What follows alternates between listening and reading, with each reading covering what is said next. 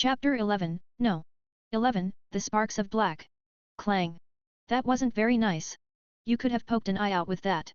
I said as I slid my katana back into its sheath after deflecting a speeding knife. Standing behind me was Rockman, his face covered in sweat, and a worried and pained expression settled over his face. That expression quickly changed to surprise when he noticed my sudden appearance in the extended back alley path he was running through. He stood stock still as his gaze shifted from me to his pursuer, Stendhal, who was now staring daggers at me from the other end of the alley. Plus 10 SP. You dare get in the way of true judgment? Stendhal said as he reached over to his katana. He unsheathed his dangerously sharp weapon and pointed it toward me in one swift move. You must be this villain's partner. Very well then, I'll be sure to take you both down. Villain? Listen here, Tuxedo Mask. I pointed a finger over at Rockman. I don't really care about or know who this guy is. Then why get in my way? Stendhal hissed, his patience running low. I rolled my eyes under the darkness of my hood and then moved my hand to point at him. Because of you. You see, there's this thing I'm trying to get. And so far, all the clowns I've fought couldn't give me the push I need to get it. You, on the other hand, have some pretty impressive moves. I drew out my katana and held it in both hands beside my head. So what I want from you is a good fight. Plus 15 SP. Enough of this charade. I'll cut you down and then move on to the one behind you. Stendhal growled out and rushed at me with incredible speed, his katana pulled back and ready to slice me in two. This is my chance. I have to limit myself to only my pure strength, speed, skills, and CE. No curse techniques. I have to push myself to land a black flash. I dashed forward as well, ready to meet my opponent head-on. The clash of metal echoed through the alley as Stendhal and I engaged in an intense sword fight. Our katanas clashed and sparked as we moved with incredible speed and precision. Each strike was met with a swift parry or a skillful dodge, creating a mesmerizing dance of blades. This guy's good. If it weren't for both Yuta's swordsmanship skills and Maki's weapons specialist skills, I doubt I'd last this long. At some point during our fight, Rockman had decided it was time to get the hell out of Dodge and made a break for it, leaving me and Stendhal alone. Stendhal's formidable skills pushed me to the limit, but I matched his every move with determination and focus. Our intense exchange of blows continued, however, Stendhal was slowly gaining ground on me. His bigger size and strength were giving him the edge. It was only thanks to my CE and my natural strength that I was even able to put up a fight. You're skilled. I'll give you that. Stendhal said as he deflected my horizontal strike. But I'm stronger. Plus 25 SP. Crap baskets. In a move that took me by surprise, Stendhal closed the distance between us and kicked my stomach with his foot. I grunted as I slid back on the ground, only to look up at the descending blade of his katana over my head. Moving on instinct, I raised my weapon above my head and deflected his attack away, causing him to lose balance momentarily. Now's my chance. I let my katana fall onto the ground as I prepped my CE into my right fist. Stendhal looked down at me and jumped back just as I was about to land a CE-enhanced punch at his stomach. Shit. As he moved away, he threw two knives at me with precision and speed. I raised my right arm and used it to block the knives from stabbing into my torso. With a wince, I ripped them out and threw the knives at the ground. How foolish. You've abandoned your weapon in hopes of hitting me with your fist. Perhaps you're not as skilled as I originally thought. Stendhal said as he leaned forward. Now then, it's time for evil to be cut down. Plus 15 SP. Stendhal, with his razor-sharp katana, moved right at me with incredible speed, aiming to strike me down while I was unarmed. I glared at him as I narrowly dodged and weaved away from his non-stop lethal strikes with calculated and graceful movements.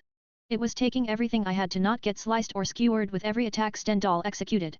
Despite my efforts, Stendhal's formidable skills were quickly pushing me to my limits. I was growing tired, and my speed was beginning to drop. Stendhal noticed this and capitalized on my drop of speed. He slid his left foot out and stepped on my foot, causing me to trip up. Swiping his sword diagonally, Stendhal finally managed to land a cut on my body. Seeing my blood, Stendhal smirked under his mask and spun on his hips to cut off my head. His foot was still pressing down on my own, keeping me in place with his greater strength. Shit. Dodge. Dodge. There's no time or space to dodge. Time seemed to slow to a crawl as I watched Stendhal's razor-sharp sword grow closer and closer to my neck. I tightened my hands into fists as I glared at the man in front of me and charged CE into my fists. I'm not going to lose to you. I refuse to lose. It was at that moment that I finally felt it. Black. Just as Stendhal's blade was a millimeter away from my neck, I landed a punch straight into Stendhal's face while applying my cursed energy within 0.000001 seconds. Causing a distortion in space around both Stendhal and me as arcs of red and black sparked to life. Flash. Stendhal's mask shattered on impact as his body flew back several feet in a violent spin. I winced as a long, shallow, bleeding cut now adorned the side of my neck. Despite the pain, I felt my mind grow clearer than ever before. Plus 100 SP. I understand now, I muttered as I looked down at my hands. I clenched them tightly and looked over at Stendhal, an aura of CE quickly grew around my body. It's just like Toto said, all this time, I've just been using CE without truly understanding it, like a novice chef using ingredients without any purpose. But now, it's so clear to me. Stand up, Stendhal. Let me show you what 120% of my potential truly looks like. I said as Stendhal finally managed to stand to his feet, his face was profusely bleeding, and his nose was broken. Plus 50 SP. Your conviction is unshakable, Stendhal muttered as he held his bloody face with his hand. He was swaying where he stood as his knees shook. He then raised his hand to show off a bloodied knife. But this fight ends here. I watched in confusion as he raised the knife to his mouth. In an instant, my eyes grew wide in realization. No way, are you dash a long tongue slipped out his mouth and gave the bloody knife a long lick. Guy. I felt all control of my body leave me as I collapsed on the floor in a heap, causing my hood to fall off my head. I tried to move, but the most my body would do was tremble in exertion. Despite that, I spun my head to glare over the man who would one day be Stain. Why you bastard? What the hell? What's Stain doing here dressed like that? Did I miss his backstory or something? Stendhal fell to one knee as he looked over at me with a shocked expression before it turned into a wide, bloodthirsty smile. You have potential, child. That is why I will not extinguish your light today. Our fight has taught me many things. I'm sure we will meet in the future to finish today's battle. Farewell. Plus 100 SP. I watched helplessly as Stendhal turned around and walked away slowly with a wobble until he disappeared into the darkness. I continued to try and move my body but found the task to be impossible. Flowing red scale. With my technique active, I slowly pulled my hood over my head and began to push my body up. As I moved, it felt like each of my limbs was strapped to 226 kilogram weights, making the normally easy task of standing a Herculean task. Damn, now I have to wait for his quirk's effect to wear off. Just great. Thank you for the 300 PS, here's your bonus chapter. Alright, everyone. Here are the results of the romance poll. This should be obvious, but you can't vote more than once. So repeated or spammed votes don't count. You know who I'm talking about. Harem, 36. Single route, 50. And so, the single route has won over the harem route. Another thing that surprised me was the amount of love people have for Hatsum Mei, the crazy inventor otaku. Her name came up 31 times for her to be the main love interest, making her the winner. In second place with 8 votes was Heido Nejire. While she won't be my focus, I'll give her some attention as well. However, I do want to preface that the romance aspect of the story will take a back seat. Sorry if that disappoints some of you, but I rather focus on the plot and the fights. Thanks to everyone who voted. I'm not sure if that's a good thing or not.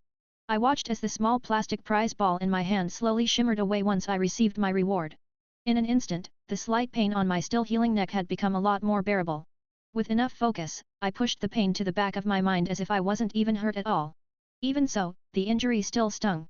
I was sitting in my small room, loose papers and art supplies strewn around, as 2 laptops sat on my desk. Unlike usual, there were no clones slaving away today. The reason was the large stack of manuscripts and a year's worth of weekly chapters sitting in several folders on a cluttered desk. Safe to say, I was extremely ahead of schedule. I was even in the negotiating process of selling the first entries to both Harry Potter and Star Wars. It wouldn't be long before my name blew up in this world, well, at least my pen name. Use 700 SP. I said as I twisted the gacha's dial. After a few seconds, a new prize ball popped out of the machine. I hated to admit it, but I was now thoroughly addicted to gambling away my points. Hopefully, my new addition stayed to this gacha machine and not to the blood-sucking casinos this world has to offer. It killed me at times not to go all in, but I knew I had to be careful with my points. Otherwise, I'd keep hoarding more useless junk from the JJK world. It got to the point that I had to rent an entire storage unit to store all my useless junk. I already had 10 pairs of Gojo sunglasses. I didn't need more. Even if they were from a designer brand. You have pulled the inventory curse. Rank, Silver. Say what? I watched with curiosity as cursed energy began to gather in the space in front of me from seemingly nowhere. After a few seconds, a purple worm-like creature appeared in the air. Before it could fall on the ground, I caught it in my arms. Hi, so I can win cursed spirits as well? Neat. Does that mean I can pull Rika as well? I said as the worm-like cursed spirit looked at me with a derpy expression. Now then, are you loyal to me or what? The curse spirit nodded as if it fully understood me. I grinned and lifted it close to my body so it could wrap itself around my torso like it did with Toji. Awesome. I'm going to call you Zeiko. Yup. I patted Zeiko's head with a smile, causing the spirit to hum. Zeiko it is. I walked over and reached under my bed to grab my only two weapons, Kuzakebe's katana and Slaughter Demon. I lifted them towards Zeiko's mouth and watched in fascination as he swallowed them both easily, causing them both to vanish seemingly. I then reached into its mouth and pulled out Slaughter Demon. Now I can always walk around with my weapons. How convenient. You wouldn't happen to have Toji's arsenal, now, would you? I asked Zeiko. The spirit looked confused and shook its head. You don't know who Toji is? I wonder if this gacha system clears your memories when it brought you here. This only begs the question of whether you were Toji or Geto's spirit that I snatched or if you're an exact copy made by the system itself. Before I could think any deeper into the possible mechanics of my gacha system, the alarm on my phone went off. I reached over to my desk and hit the snooze button on my phone. Today was the day I would finally meet my editor for my TMNT manga. She had been pestering and repeatedly asking for an in-person meeting after the sudden rise of my story's popularity. Apparently, communication over email and texts wasn't good enough for her. Without wasting any time, I quickly used my remaining 5 pulls. Sadly, I didn't win any more decent rewards, just a bunch of more useless junk like Miwa's black tie and Miguel's funny hat. Let's get a move on, Zeiko, I said, walking out of my room to begin walking through the orphanage's hallways. I reached into my jacket pocket and pulled out a pair of round sunglasses to place over my eyes. Hopefully, this won't take too long. XXX. General POV. The aroma of freshly ground coffee beans filled the air as Mikami Asuka, a red-haired woman with blue eyes dressed in a yellow cardigan jacket and black khaki pants, sat at a cozy corner table in the bustling cafe. She watched as the barista expertly steamed milk for her latte, creating a mesmerizing swirl in the cup. The gentle chatter of other patrons provided a soothing background noise, and the warm glow of the afternoon sun streamed through the large windows, casting a golden hue over the entire space. Asuka took a moment to savor the tranquility of the cafe, which was a welcome break from her usual hectic days. She took a sip of her latte. The rich, velvety flavor danced on her taste buds, bringing a contented smile to her face. Asuka had been working in the manga industry for the past 2 years now, so her experience in the field was somewhat lacking. Despite that, she was hungry and desperate to secure her spot at the top of the industry. This meant she had to find the next big story to shake the manga world. That was easier said than done. Even after 1 year of searching and interviewing several hopeful future mangakas, Asuka came up empty-handed. All of the stories and one-shots she's seen were generic and boring. There was nothing new and fresh. Nothing that would catch the reader's attention. That was until she received an email from someone by the name of Gege. This wasn't unusual by any means. Asuka's email was constantly receiving messages from wannabe artists who wanted her to take a chance on them and their works. But the message she received from Gege was different. His message was short and to the point. Read this and let me know when we can start. Gege's message was one of extreme confidence. Some wouldn't be remiss even to say a bit egotistical. But when Asuka took a look at the attached files, she couldn't help but be unimpressed with the art quality. The drawings were decent, but nothing impressive. But they didn't have to be. No, what stood out like a star in the sky was the story. The tale of 4 mutant ninja brothers who fight against evil and protect the innocent from the shadows as unsung heroes was attention-grabbing. It was also the very story she's been in search of this entire time. Asuka wasn't like most people. Most people wanted to see larger-than-life heroes performing grand heroic feats while looking handsome, beautiful, and human-like. It wasn't a giant secret that the media didn't like to show off those with mutant-type quirks. No, heroes like Gang Orca, Wolfman, Super Snake Woman, and many more pro-mutant heroes weren't exactly pushed to be on the front pages or main time slots on television or movies. Even in today's day and age, people still can't differentiate between those who look different and monsters or villains. However, a story like the one of the Turtle Brothers could be the push to help society change. Even if it's a small push. So Asuka instantly agreed to take on Gege and submit his story to Jump. The bigwigs in charge almost didn't accept running the story, but Asuka wasn't one to give up so easily. She pushed and pushed the bigwigs until they agreed to give the story a shot. And to everyone's surprise, except her, Gege's story was an instant success. The readers couldn't get enough of the tales of the 4 Ninja Turtle brothers and their rat father. Week after week, each edition of Jump had massive sales, a large part due to Gege's story. You can also imagine her shock when she found out that Gege was also a writer as well. He has written the recently awarded New York Times bestseller The Hunger Games. Asuka had asked to meet Gege on several occasions, but the mangaka was adamant about maintaining their communication over the internet or by phone. But after working alongside him for several weeks, Asuka wouldn't take no for an answer anymore. Fine, we can meet at this cafe in Musudafo then. That's how Asuka ended up in a lovely cafe in the city of Musudafo. Her face was eager and impatient to meet the man who did so much in so little time. Glancing around, Asuka noticed a group of young teenagers engaged in lively conversation at a nearby table, their laughter adding a cheerful energy to the atmosphere. The aroma of freshly baked pastries wafted from the display case, tempting her with their decadent sweetness. It's almost time. Where is he? Asuka asked as she took another sip of her drink. Lost in her thoughts, Asuka failed to notice a young black-haired boy dressed in a black hoodie and white shirt as he looked down at his phone and then at her repeatedly. With a shrug, he walked over and sat in the chair opposite of her nonchalantly. Noticing the weird kid sitting in front of her, Asuka raised an annoyed eyebrow at him. Hey, kid, you lost or something? Listen, I don't have time for you. Can you go bother someone else? Kid? Lady, I'm 12. So, a kid, Asuka said with a sigh. She then made shoo-shoo motions at her uninvited guest with an eye roll. Do you want some money or something? Here's 500 yen, now go away. The youth wearing sunglasses took the bill with a shrug and slid it into his pocket. Still, he didn't move and stared at Asuka with a slight grin. The red-haired woman slowly began to feel an odd feeling from the kid in front of her. Almost negative. This caused Asuka to slowly slide back into the back of her chair. Her reaction caused the black-haired boy's grin to stretch wider in amusement. Ah! I have to go now. Asuka muttered as she began to gather her stuff to leave the table. Really? The young boy said in an amused tone. I thought you wanted to meet me, Mikami-san. In an instant, Asuka froze and turned to him with slowly widening eyes. Gage, sensei. In the flesh. A few moments later, a long, hushed, high-pitched whine filled the cafe. The city of Musudafo was a special city. It was your run-of-the-mill city located in the Shizuoka prefecture. Around a 2-hour train ride from the orphanage I live at. However, there were several key locations ripe with potential points waiting to be made within Musudafo. Locations like Midoriya's apartment, Takaba Municipal Beach Park, Tatooine Station, the Todoroki household, Aldera Junior High, and finally, UA High School. But I wasn't here for any of those locations today. No, I was here to visit my old fellow orphan and friend. Hayes Keiko. This must be it.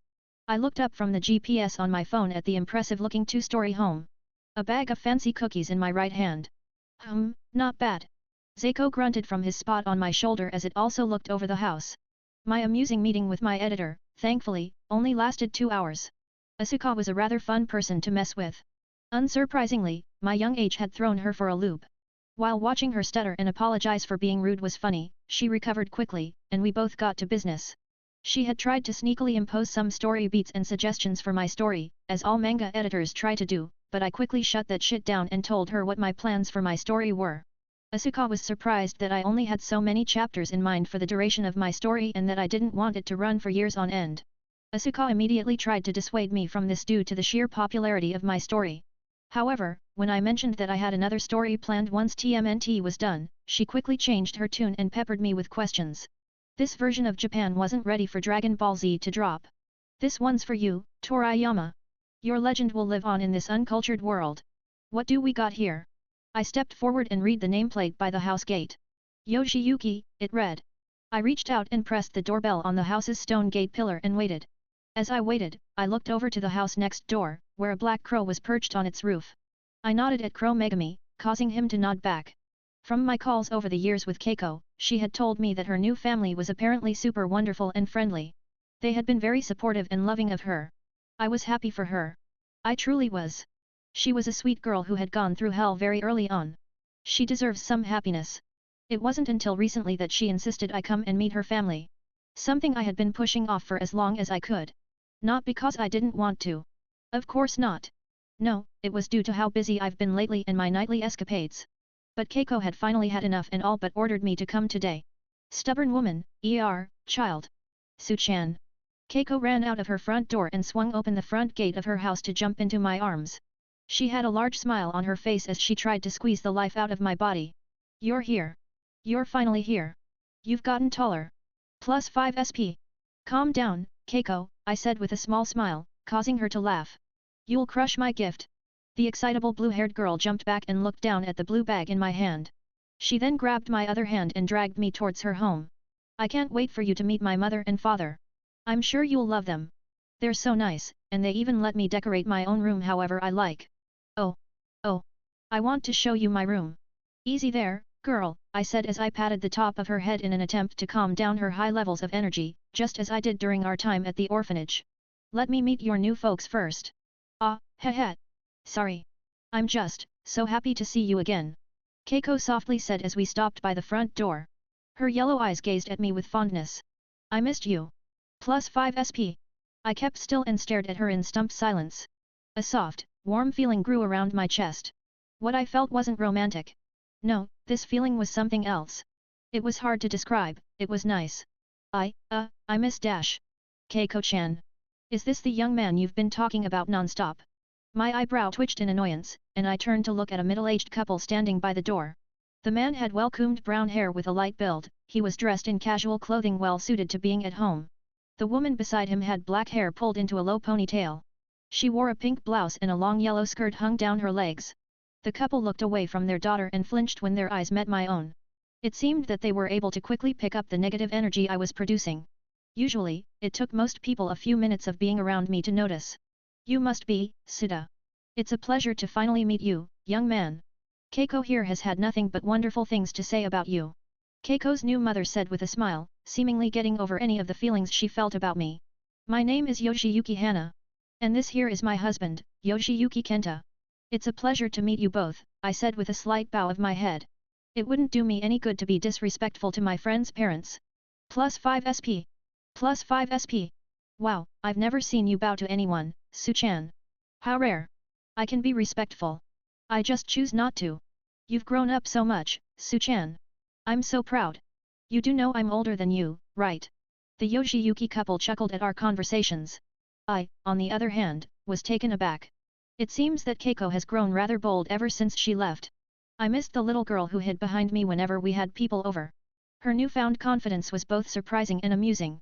Now then, why don't you two kids come on in?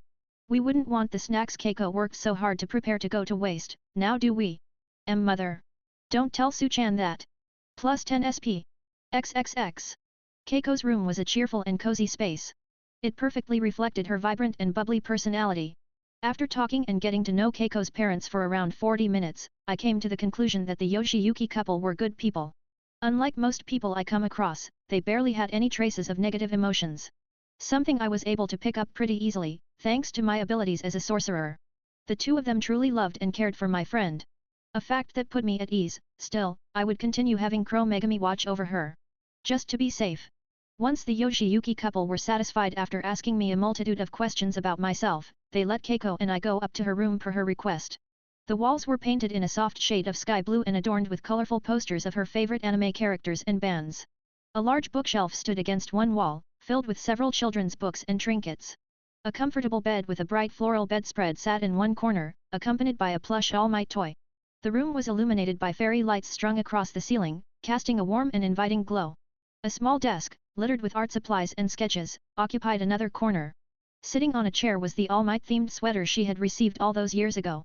Overall, the room exuded a sense of joy and individuality, perfectly capturing who Keiko was. You sure went wild with decorating your room, I said as I walked over to her desk, where several sketches sat. They were rough drawings of female hero costumes. Each one of them had detailed notes of what each article of the costume did or what it was made of. Seeing them caused my amused smile to melt away. With my back turned to her, Keiko nodded happily and threw herself on her bed. +5 SP. Yeah. Isn't it wonderful? I have it all to myself, and I don't have to share it. Keiko froze in her excited chattering and turned to me with a sad, regrettable expression. I'm sorry, Su-chan. I didn't dash. +5 SP. It's fine. I interrupted her as I sat down on her bed to lay beside her. I don't need any parents anyway. I'm incredibly self-sufficient, didn't you know? I know. But still. I feel like I'm bragging when I show off my room and my parents. Ow. Why did you hit me with my own pillow? Because you're being stupid, I said as I turned to her with a grin. I'm happy you're happy. So don't worry about little old me. I'm doing just fine. +10 SP. Keiko remained silent and brushed her fingers on the bandage on my neck. Then what's this? Are you still getting into fights? No. I sat up and looked over at her desk, where all her hero costume sketches Saturday. I see you still want to be a hero. I said in order to change the subject. Keiko quickly sat up and covered my eyes with her hands. I thought I told you that was a bad idea. No, don't look. I am still working on them. Keiko said with an embarrassed blush as I chuckled. And, of course, I still want to be a hero. After all, I want to be just like All Might. I want to save people from danger with a smile like he did when he saved me. I grabbed her hands and removed them from my face with a sigh. Standing up, I walked over to her desk and placed a hand on her hoodie. Being a hero was something she always talked about when she still lived with me at the orphanage. Then again, that's pretty much what every kid talks about when they're young and full of dreams. However, unlike most kids with weak and lame abilities, Keiko's quirk actually had some potential. Her quirk was called Loving Shield. Loving Shield allowed her to summon barriers or walls of blue energy capable of stopping/blocking anything as strong as her. What powers her quirk is her abnormally high levels of positive emotions. However, if her happy emotional state gets disrupted or shaken, her energy barriers will grow weaker or break. At the moment, her quirk is rather weak due to her young age and inexperience, but with enough time, I knew that her ability had the potential to grow to be rather powerful. Do you think I can't do it? Keiko asked shyly, her hands on her knees as she looked down at her pink carpet. Her usually bright and happy yellow eyes were now dimmer. I once again found myself sighing and brushed back my hair. It's not that. You know how I feel about heroes. It's a dangerous profession, Keiko. Plus 5 SP. I know that. But I know I can do it. Keiko said with a grin, her previous shyness gone as if it was never there. She then clapped her hands like a certain blonde alchemist and held her palms to me. I watched as a barrier of blue energy half her size burst to life in front of her. See? I've been working really hard on my quirk. Try and get through it like before. It's true. This is a lot bigger and solid than before. I reached out and placed a hand on the barrier. Touching it didn't hurt or burn me, the only thing I felt from touching it was a nice, cool feeling. Slowly, I began to push the barrier with my natural strength. The barrier didn't budge. I then tried again with my CE and saw the barrier begin to shake. Seeing that, I stopped pushing. Not bad, the last time I did this, my hand was able to push through it as if it were made of jello. Plus 5 SP. Haha. Keiko smiled and released her barrier in favor of placing her hands on her hips. See? I've gotten a lot stronger. I'll definitely be a great hero someday. Images of destruction and mutant humanoid creatures popped into my mind. A light blue-haired man with the power to crumble anything he touched crept up behind Keiko and slowly began to reach out to her face, ready to decay her to dust. In a few years from now, Keiko will probably be in the same year as Midoriya when he joins UA. If she does make it in, will she be placed in 1A? No, I doubt it. At most, she'll probably make it to a general education course like Shinso. As long as she stays away from Class 1A, then she won't be at the heart of everything. She'll be fine. I wanted to tell her to quit. To give up her dream of being a hero. It would only get her killed. She wasn't part of the main cast, and that meant she didn't have any plot armor like the rest of Class 1A. Keiko could very well die as one of the background characters. But if I told her to give up now, would that be fair to her? Was I really going to risk our relationship based on my paranoid what-ifs? Yeah. You're right. I forced my face to smile at her as I wrapped the All Might-themed sweater around her shoulders. You'll definitely become a great hero someday. I'm sure of it. Plus 20 SP. Keiko looked at me with wide, happy eyes before wrapping her arms around my shoulders as she laughed and jumped. I was glad that her face was pressed into my shoulder, it meant she didn't have to see the frown on my face. As the sun dipped below the horizon, casting a warm orange glow across the city of Musudafo, I found myself walking through its bustling streets to get my mind off my earlier talk with Keiko. The fading light painted the buildings around me in soft hues of pink and gold, creating a mesmerizing backdrop for the silhouettes of different-shaped people going about their evening activities. As I walked, my mind was busy thinking back to the events of today as Seiko gurgled on my shoulder. You'll definitely become a great hero someday. I'm sure of it. The words I said to Keiko continued to replay in my head. I couldn't help but wonder if I made the right call to tell her that. But the large, bright smile she gave me dissuaded those negative thoughts of mine. Fucking softy. After a while, I grew tired of the busy streets and changed course to stroll through a nearby residential area. I gazed up to see a canvas of pastel colors, with wisps of clouds catching the last rays of sunlight that made up the sky. Boom. I turned my head to the sound of a hushed bang that sounded like an explosion. Curious, I began heading in the direction of the sound. As I grew closer, I was able to hear the fading sounds of laughter.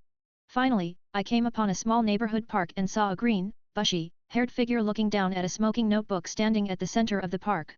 My eyes grew wide as I watched an 11-year-old Midoriya Izuku pick up his charred notebook with a sad expression on his dirty, teary-eyed face. Holy crap! It's Sheep Boy. I mean Izuku. Izuku sighed and walked over to one of the swinging chairs on the swing set. With a sigh, the boy took a seat and slowly swung back and forth. He was so lost in his little world that he had yet to notice me at the park entrance. Seeing my opportunity to interact with the main character of this world, I walked over to the swing set and took a seat beside him. You know, I suddenly said, catching Izuku off guard. You shouldn't be playing with fire here. Plus 10 SP. Oh. No. I wasn't playing with matches or anything like that. Izuku squeezed his ruined notebook nervously as he looked between me and it. This was because. Easy there, kid. I'm not gonna tell on yet, I chuckled and began swinging back and forth. Zeiko gurgled in glee as the wind stroked its face.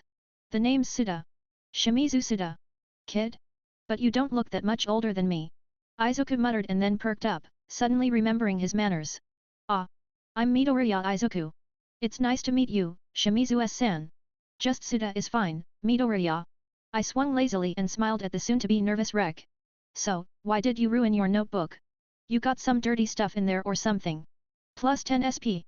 Izuku's face burned bright red as he quickly shook his head. What? No. Nothing like that. It's just my hero notes. Who? Hero notes? You mind if I take a look? Plus 20 SP. Izuku pressed his lips together and seemed unsure of what to do. In the end, he nodded meekly and tentatively handed me his ruined notebook. I looked down and saw the notebook's title, Hero Analysis for the Future Number 5. I smiled, seeing one of his famous notebooks in person, and began to flip through the pages. Despite the notebook's ruined cover, the pages within were still in pretty good condition. Pages and pages of detailed notes and drawings on heroes of old and new filled the book. It was pretty impressive. Especially considering he was still around 11 years old. Wow! This is some pretty impressive stuff, Midoriya. I said as I looked up at his surprised face. Really impressive. You got some analysis quirk or something. Plus 30 SP. Holy so much. Is this the point potential that comes with interacting with the main cast? No. Nothing like that. I just really love heroes, so I pay a lot of attention to them. Haha. Izuku looked away from me with his hand on his neck, his body tense. It's sorta like my hobby. He thinks I'm going to make fun of him. I looked away from him and flipped through a few more pages to eventually find a large section dedicated to All Might. Dang, he hasn't even started middle school yet, and he's already like this. That so? Then what's your quirk? I said with an expectant look and watched as he froze. His green eyes shifted back and forth to look anywhere else but at me. Plus 30 SP. I'm quirkless. Izuku softly said in a small voice with his eyes tightly shut. Despite my issues with the Midoriya Izuku from the original series, seeing him in person and acting in such a way left a bad taste in my mouth.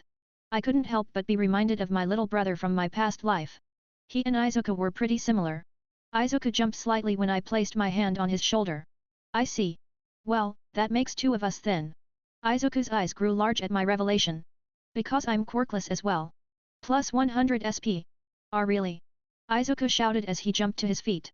I mean, it's just that I haven't met anyone else who was quirkiness. I didn't mean to be rude, Shimizu-san, I mean, Suda-san. I chuckled at his reaction and waved his worries away. It's fine, Izuku. I get it. At least now I know why you were acting like a scared kitten. People can be pretty mean to us just for not having powers. I then held out his notebook and stood up as well. Is that why your notebook got burnt? Someone pick on you. Plus 20 SP.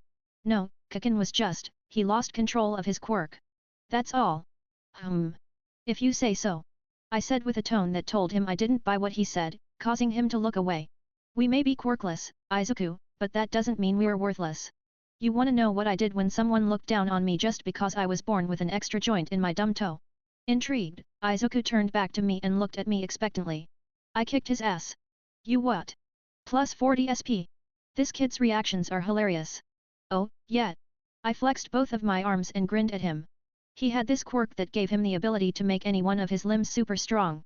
He thought that made him better than me, so he thought it was a good idea to smack my lunch on the ground while his little friends laughed. Unfortunately for him, I stood on business and slammed him onto the ground. Sure, I got suspended for 2 weeks, but that shitstain never bothered me again. Plus 30 SP. And no way. You really managed to beat somebody with a quirk. I can't believe it. Izuku said with an amazed look as he furiously scribbled into his notebook. You said his quirk let him increase the power behind any one limb, correct? Just how much power could? Well, one thing is for sure, Izuku is definitely a quirk nerd. I shook my head as Izuku muttered away theories and ideas based on my short description of Watch's Face's quirk. I rolled my eyes at him and grabbed his shoulder to stop his muttering. You're missing the point here, Izuku, I said and took my hand back. What I'm trying to tell you is that just because we're quirkless, it doesn't mean we should just let those with quirks walk over us. Kinda like this Kaken asshole who burnt your book. It's not like that. Kaken is my friend.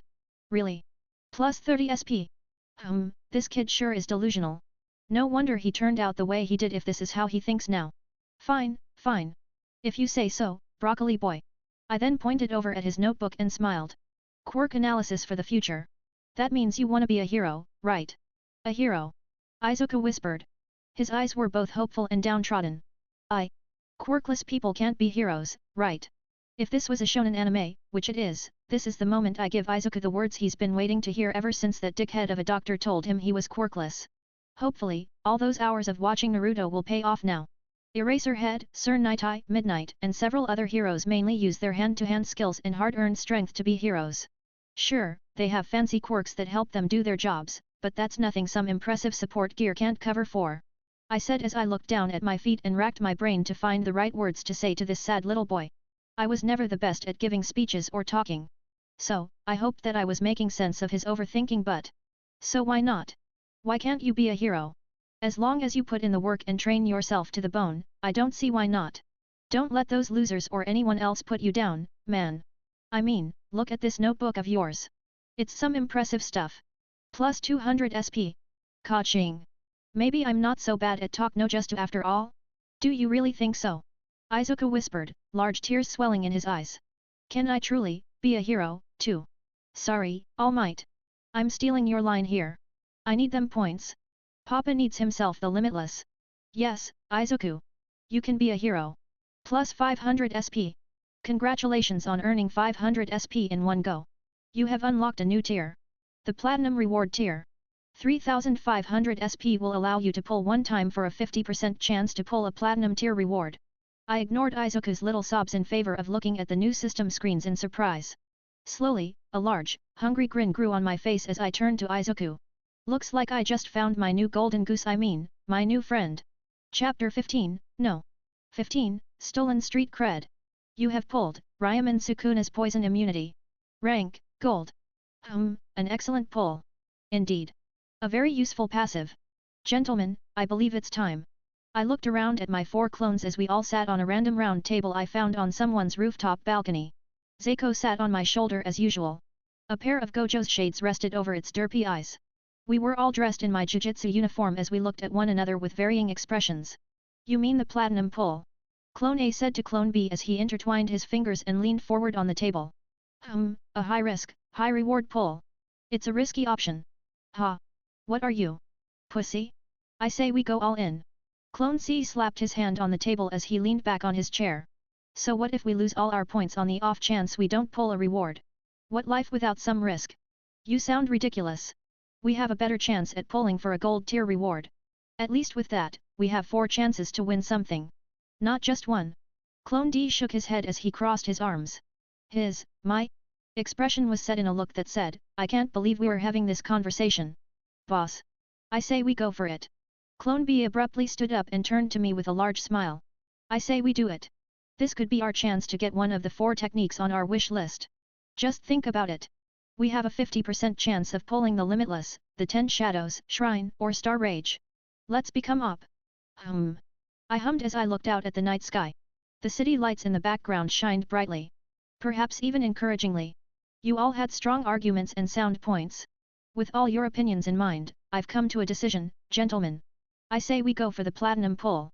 2 out of the 4 clones cheered while the other 2 sucked their teeth in annoyance. I reached forward and grabbed the floating gacha machine's dial. Use 3500 SP. I slowly twisted the dial as my clones stood behind me, their faces nervous but excited. We watched as the machine rumbled and glowed a bright silver as the plastic prize balls danced enticingly behind the machine's glass case. None of us breathed as we watched the lid finally snap open to reveal.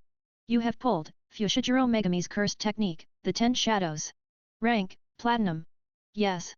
We did it, boys. We made it. I never doubted this choice for a second. Stop the cap. Suddenly, several loud bangs shook the door behind us as we all stopped our celebration. We all turned to look at the door I barricaded with a chair. Who the hell is out there? I'm calling the police. A loud, angry man shouted as he continued to bang repeatedly on his door. Shit, no time to experiment, I said as all my clones melted away into CE. I spun on my heel and jumped off the roof balcony as the old geezer continued to yell. Leaping from rooftop to rooftop, my face broke into a grin as I raised my hands to make a hand seal of a dog. Divine dogs! 2 loud howls filled the chilly night air as my mad laughter followed behind them, causing dozens of once happily sleeping people to wake up in annoyance at the loud noise. XXX. General POV. A man with long black hair looked around his surroundings with dry but calculating eyes. He was dressed in a black jumpsuit with a utility belt around his waist. On his feet were black boots, and a white rope-like cloth sat coiled around his neck. The man's name was Izawa Shota, otherwise known as Eraserhead. Any idea on what happened here, Eraserhead? Izawa turned to look at another fellow hero who had a black mask over his eyes and an attire similar to the armor Spartans would wear, including a green hooded cape and a black shirt that appeared to be stitched down the middle with a red pattern. This was the pro hero, Crust. A few, Izawa muttered as he looked around the large, dark warehouse. The abandoned warehouse Izawa, Crust, and several police officers stood within loomed large, its weathered bricks crumbling and stained by years of neglect. Rusting metal beams jut out at odd angles, while shattered windows create a haunting mosaic of jagged glass. The air is thick with dust and blood, and the faint smell of mold lingers, hinting at the dampness that has seeped in over time. Inside, the vast open space is filled with remnants of its former life. Rows of empty shelves and scattered debris litter the cold concrete floor. Sunlight streams through the broken windows, casting eerie shadows that dance across the walls. Graffiti tags splash colors against the drab interiors. However, what stood out the most in the warehouse were the several bloodied and bruised criminals strewn around everywhere, with even more outside being treated by first responders. Slowly, okay. I got him. Izawa turned to see 3 police officers slowly bring down one of the unconscious men onto the ground. The man they had retrieved had been hanging upside down with a rope attached to his legs from one of the rafters above. Crust nodded in approval at the officers' teamwork and walked over to one of the large tables at the center of the warehouse. Stacked neatly on one another were several bags of narcotics and stolen support gear meant for heroes. Standing around the table were 2 officers taking inventory and pictures of the gathered contraband. Grabbing a bag full of colorful pills, Crust carefully inspected its contents before looking over to Izawa. Ecstasy. Crust said before placing the bag back. Seeing that all this stuff is still hanging around, I'm guessing this is the work of vigilantes. Possibly, Izawa said as he crouched beside 2 empty duffel bags. He reached into one of the bags and pulled out a 10,000 yen bill. A deal gone wrong, then. If this was vigilantes, they made off with 2 or more bags full of money. Eraserhead, Crust. One of the police officers, a woman with brown hair tied into a ponytail, said as she walked over to Izawa and Crust. One of them just woke up. Izawa and Crust turned to one another and nodded before following the officer. The 3 walked out of the warehouse, where several ambulances were parked and paramedics were treating the recovered criminals. The man had deep green skin and blue eyes. His hair was extraordinarily spiky and non-kept, matching his loose attire. The man was covered in bruises and even bite marks resembling that of a large dog or wolf. Demon. It was a demon. The green-skinned man muttered in fear as he trembled. He then to the 2 pro-heroes with almost a manic gaze. That thing came out of the shadows and took us all out. Slow down, Izawa said as he raised his hands to try and calm the erratic man down. Take a breath and calm down. Now, explain what happened here tonight. Who attacked you all? The man held his head as his eyes began to tear up in fright and trauma. This wasn't how tonight was supposed to go down, man. We were supposed to make the deal and get our money. But then that thing showed up and defeated us like we were nothing. The man said as he closed his eyes as if to keep away the mysterious boogeyman. And that laugh, that demon was laughing as it attacked us all one by one. Like this was a game. Izawa and Crust exchanged disturbed glances at each other. The nearby officers and paramedics, who were listening intently, began to grow concerned as they listened to the man's story. Did you happen to get a name? Crust said softly, not wanting to frighten the scared and traumatized man any further. The man froze and turned to him and whispered. He called himself Sukuna. The King of Curses. Shimizu Suda POV. There's one fundamental rule for interacting with others. You know what that is, you pile of dorks. 13x5 equals plus 65 SP. I threw another chip into my mouth and looked down at the pile of bodies composed of middle schoolers. They all wore the same school uniform as me, but unlike me, theirs were dirty, bloodied, and even smelled of piss. The pile of students, some mutants and some not, beneath me all groaned and moaned in pain while a purple-haired student opened one of his unbruised eyes as he struggled to breathe from under me. What are you going on about, you quirkless ga? Plus 5 SP. SHH. I'm doing a thing here. I said as my right fist found a new home in his stomach. Now, where was I? Ah, that's right. The one fundamental rule for interacting with others is a simple one. I won't kill you, so in return, please don't kill me either. Substitute any word for kill. The point is drawing a line so you do not infringe on others. In order for both to exist together, they need to honor that. Or something like that. Do you guys get it? Not really. I thought he was quirkless. How is he so strong? I see can't breath. I sighed and threw the half-eaten bag of chips at its original owner's face, who happened to be at the bottom of the pile that acted as my meat throne. Yeah, me neither. Sorry, Megami. I failed you. I stood up and climbed slowly down the pile of middle schoolers.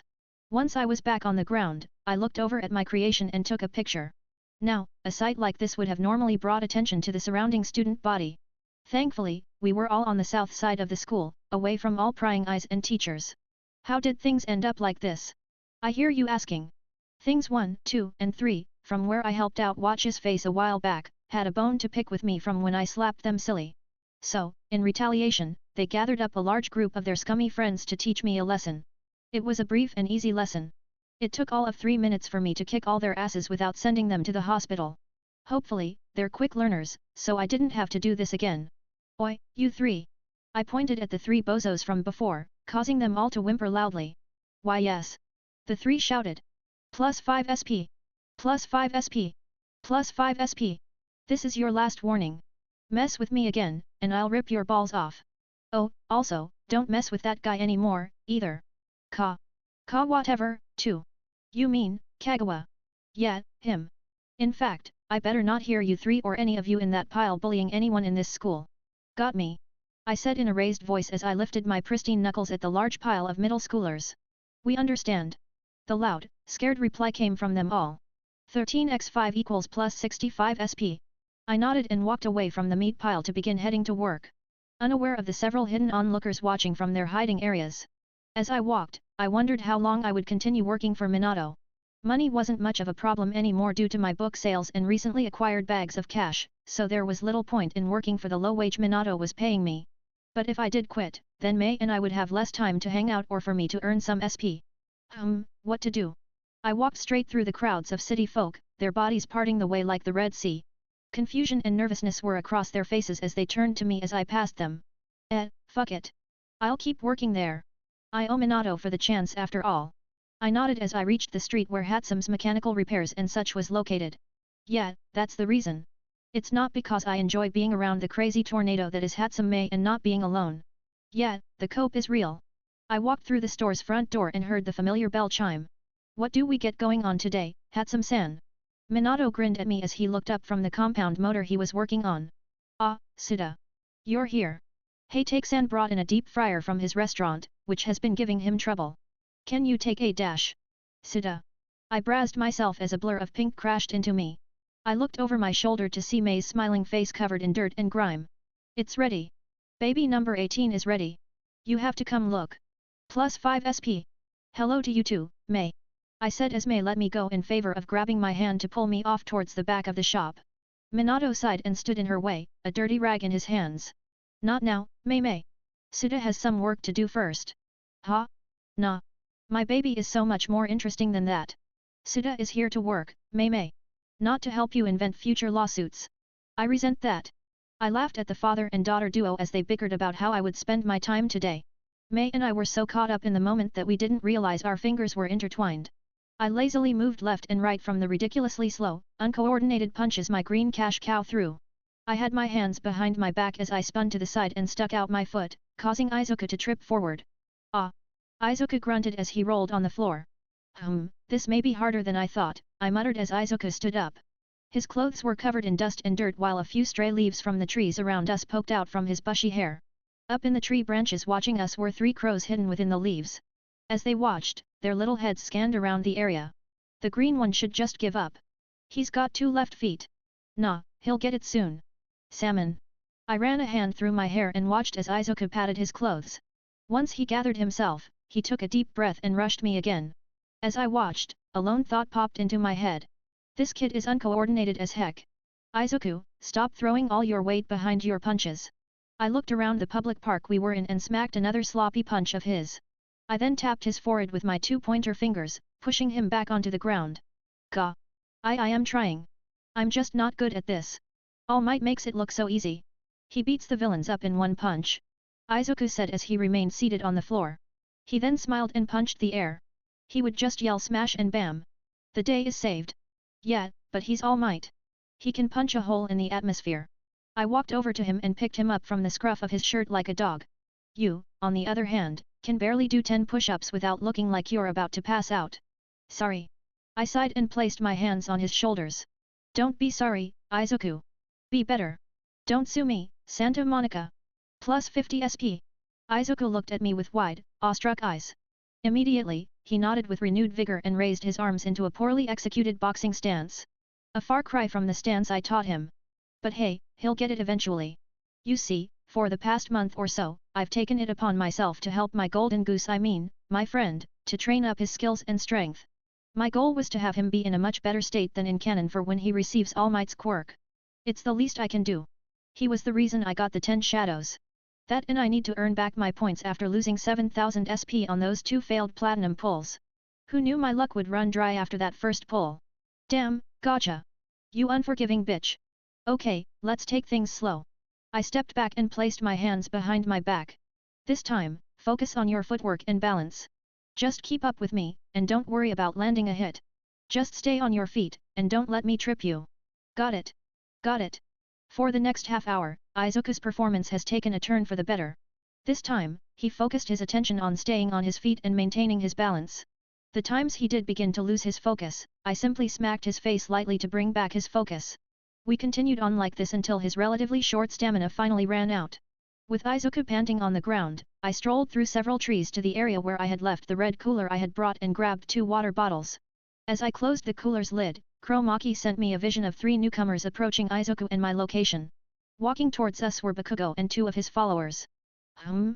It seems it's time for me to finally meet that headache.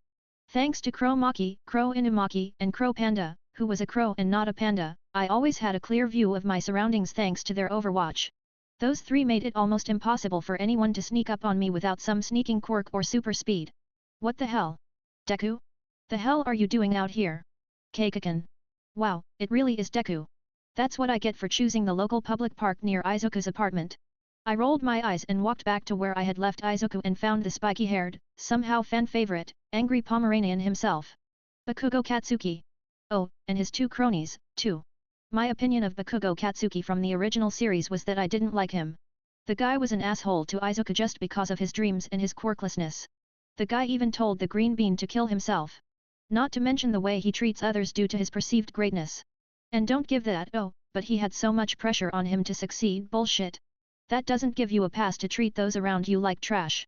But to be fair, I would give this Bakugo a chance to prove my preconceived opinions of his main timeline character wrong. Bakugo was glaring at Izuku with annoyance as his hands twitched. Behind him was a long-haired boy with grey hair and droopy eyes, while the other boy had medium-length, unkempt black hair. You following me around? Is that it, Deku? And no, that's not it, Kakan. I was here training. Deku said in a meek voice as he tried to maintain eye contact with Bakugo.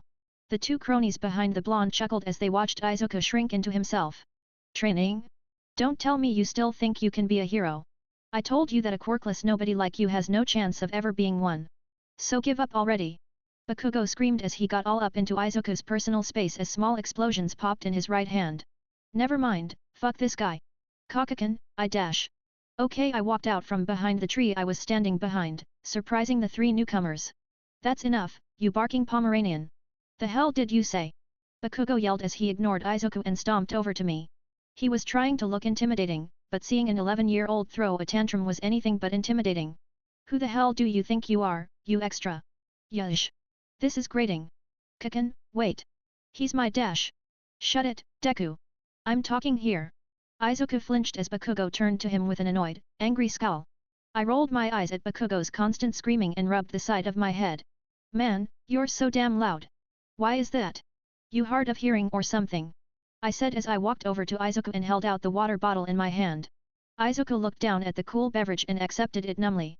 Bakugo was stunned that I seemingly ignored and insulted him at once. Get lost, will ya? My friend and I are working on some stuff. Now shoo dot. Plus 150 SP. Plus 120 SP. Plus 10 SP. Plus 10 SP. The two cronies at the back looked stunned and turned to one another in silent disbelief. Izuku was looking back and forth between Bakugo and me with large, worried eyes. What's with these kids? They're treating Bakugo like the grand puba. I grinned as the sounds of repeating pops and cracks rippled behind me. I looked over to Bakugo and saw his face burn red with rage as his eyes shrank into slits. You bastard! I'll kill you! Bakugo dashed toward me as fast as he could with his right arm outstretched. His palm was glowing with small explosions as he swung. Smack! You know, kid. Using your quirk on others for no reason isn't allowed. I said as Bakugo's face was half turned while a red handprint rested on his cheek from my slap. Slowly, he turned to look at me with wide, unbelieving eyes. What's the matter? Cat got your tongue. Plus 100 SP. Growling in rage, Bakugo ran right at me with both arms flying forward, palms pointed right at me. Wham! Hi! Bakugo blinked as he stared up at the trees and sky from his spot on the floor. This is weirdly cathartic. What's just happened? The boy with long grey hair whispered as he and his friend stood frozen in place. The messy black-haired boy shook his head and rubbed his eyes. I blinked and then... Bakugo-san was on the floor. Kikin! Izuku uttered as he stared at me and Bakugo in a delirium. It was as if he was watching something that couldn't be possible. Hey, Kikin! You alright? I looked down at the blinking blonde with a large, mocking smile, my hands in my pockets. How does it feel to have been beaten by someone who's quirkless? Technically speaking. Plus 170 SP. What I had done was perform a quick and easy over-the-hip toss on Bakugo in the blink of an eye. Making it seem, to the untrained eye, as if Bakugo somehow just teleported on the floor. Quirkless? You. Bakugo muttered as he slowly stood to his feet. Quirkless? Quirkless. He raged as he glared at me with fury. As if I would get beaten by some quirkless loser. Plus 200 SP. Let's see, here we have someone with an okay quirk that can make explosions, I said while pointing at Bakugo with a lazy smile. I then pointed at myself. And here, we have a quirkless nobody with no potential. There's no way I could have beaten you. Isn't that what you're thinking? I walked a few feet away and held my hands up with a lazy expression. Come on, boy. My two hands are all I need to wrangle you. Die. Bakugo dashed toward me with rage-enhanced speed as his hands glowed from the accumulated sweat in his palms. Just as he was about to fire an explosion at point-blank range at my chest and face, my hands flew up and grabbed his wrists. Pushing them outwards, his built-up sweat exploded beside me uselessly. Even after he released his explosions, I held his arms firmly in place in my vice grip as he tried to pull away. Seeing the kid jerk around like a trapped animal, I felt a pang of sympathy for the young kid. See? I said with a calm expression. I leaned in close to his stunned face and whispered so only he would hear me. Learn from this, Bakugo. If you keep looking down on everyone else, you'll never be able to see your own weaknesses. I leaned my head back and smashed my forehead into his own. Bakugo grunted in pain and fell onto his butt as his hands flew up to hold the growing welt on his head. Ack. Plus 200 SP. Don't worry. I was careful to hold back. With my piece said, I cracked my neck and walked over to Izuku. Let's call it a day, Izuku. How about we go for some ice cream? My treat. I wrapped my arm around the stunned Izuku and led him out of the park after I grabbed my cooler. All the while, a frozen but enraged Bakugo stared at our backs with unreasonable hate in his eyes. His two friends? Followers? Whatever theory were too nervous and scared to say a thing and merely kept as silent as they could. The old loading dock stood as a testament to years of bustling activity, its weathered wooden beams telling stories of countless shipments and deliveries.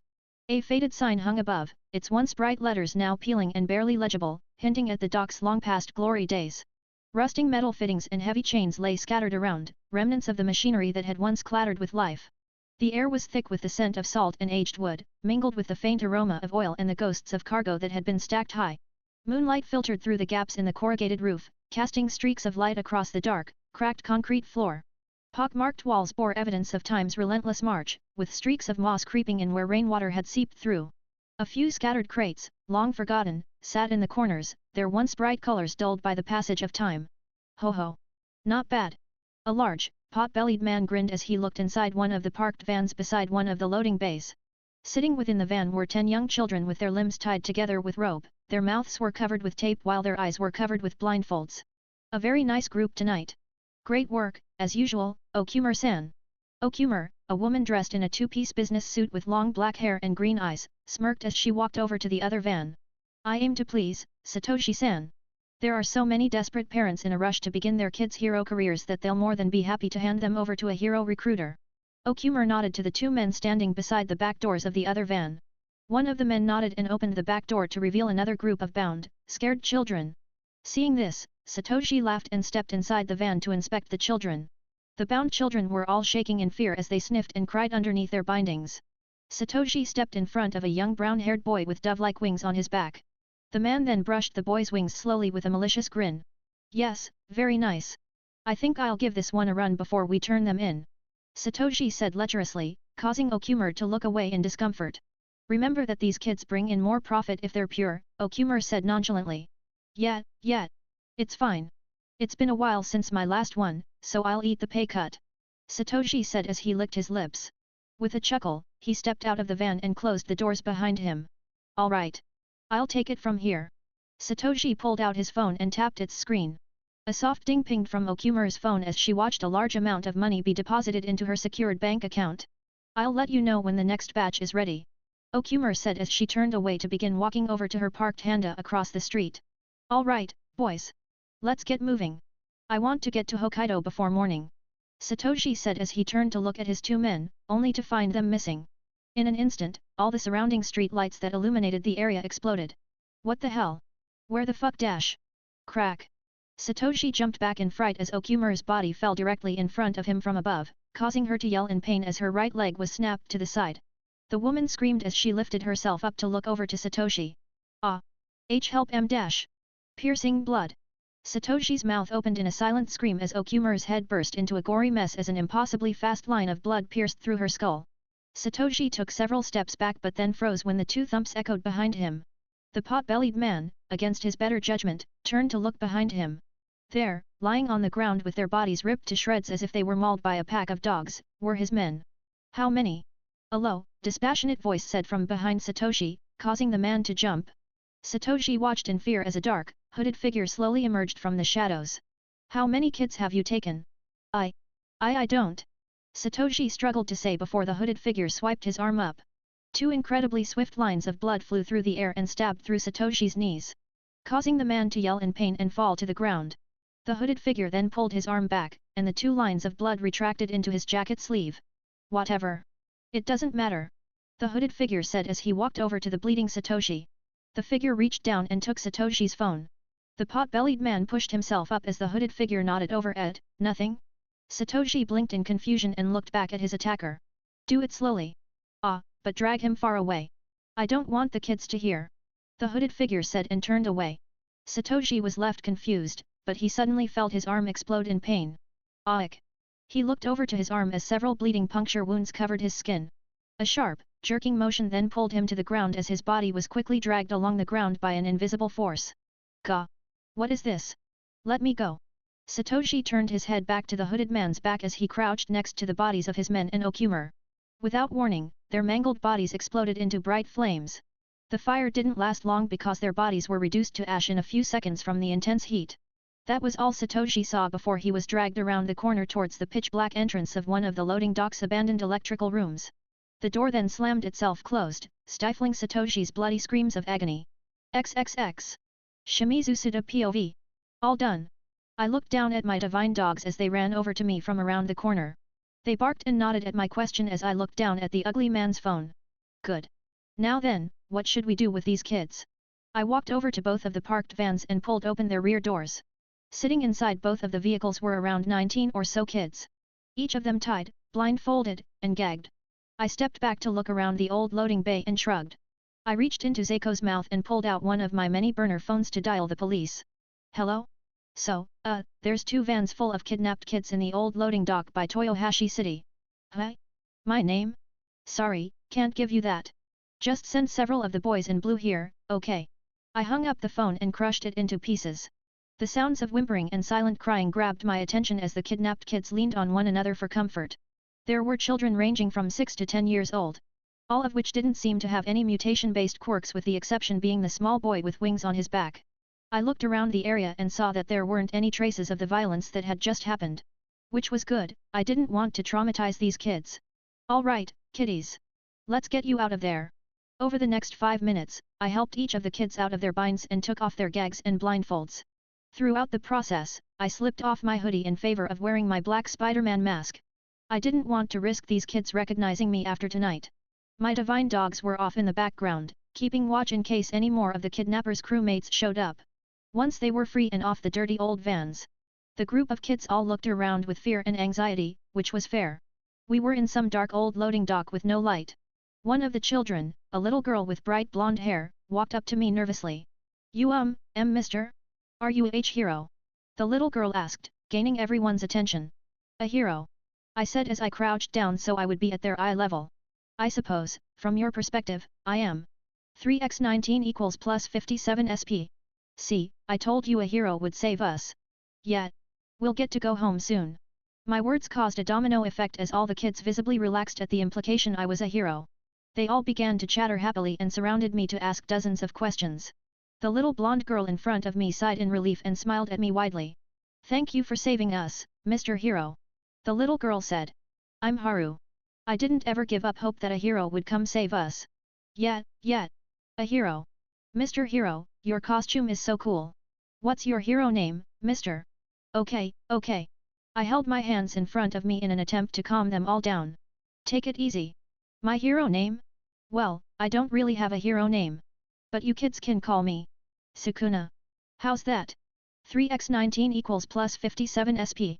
Such a cool name. A boy with short, grey hair and an all-might shirt said as he jumped up and down. How did you find us, Sukuna? They all grew quiet and waited for me to answer with smiles. Haru had walked closer and grabbed my left hand with a curious expression. Might as well play the part. At least until the police get here. You see. I was patrolling the streets in a nearby city and heard your cries for help. I said in a boisterous voice, similar to All Might.